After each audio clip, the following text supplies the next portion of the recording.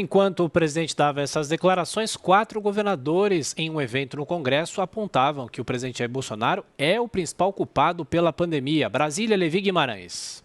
Governadores criticaram a atuação do presidente Jair Bolsonaro na pandemia da Covid-19 durante a audiência na comissão do Senado que discute o tema. Todos os 4 governantes estaduais que participaram da reunião remota apontaram o presidente como o principal culpado pela situação do país. O governador de São Paulo, João Dória, acredita que o Brasil poderia ter avançado mais na vacinação. É lamentável, é triste termos um presidente da República negacionista.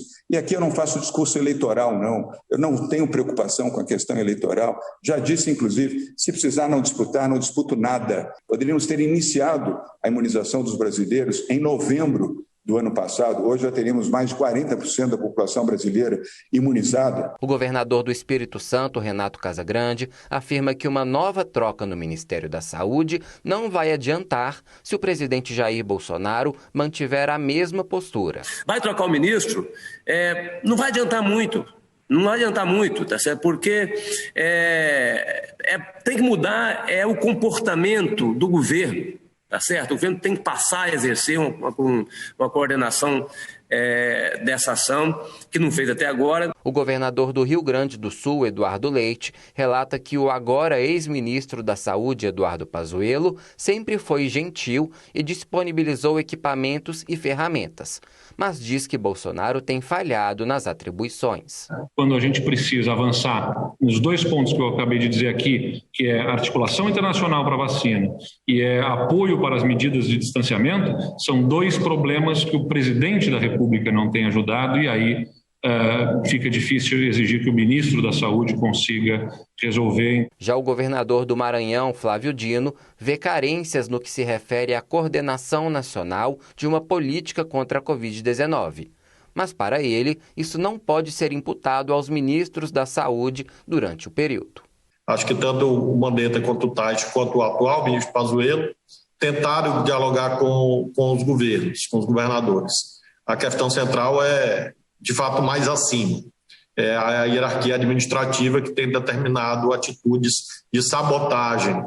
O Fórum dos Governadores se reuniu com dirigentes da Anvisa para discutir o andamento da análise das vacinas Sputnik V, Covaxin e o consórcio COVAX Facility. Segundo o diretor-presidente da Anvisa, Antônio Barra Torres, a agência não começou a analisar essas vacinas porque ainda não foram feitos pedidos de uso emergencial ou de registro permanente dos 2 imunizantes. Quanto ao consórcio COVAX Facility, que é liderado pela Organização Mundial de Saúde, as vacinas não precisam de análise prévia antes de serem aplicadas no Brasil. De Brasília, Levi Guimarães. A função de ministro da Saúde, ainda mais num contexto de pandemia, é uma função essencialmente técnica. O governo teve 2 ministros com conhecimento técnico no início da pandemia. O primeiro foi Luiz Henrique Mandetta, o segundo Nelson Teich.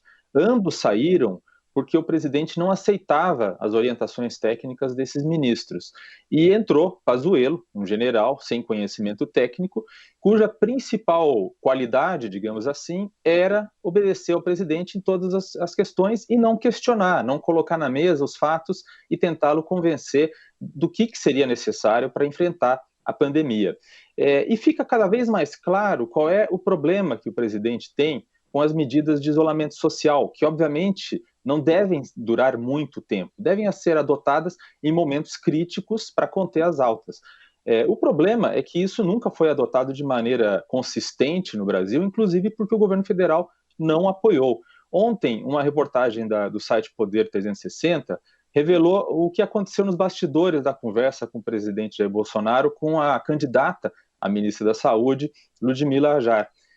Segundo esse relato, nessa reunião do presidente com ela, ele teria falado para ela: você não vai fechar o Nordeste com lockdown, isso vai fazer com que eu perca as eleições. Ou seja, a única preocupação do presidente com essa questão do isolamento social é o impacto na economia e, consequentemente, se ele vai se eleger ou não.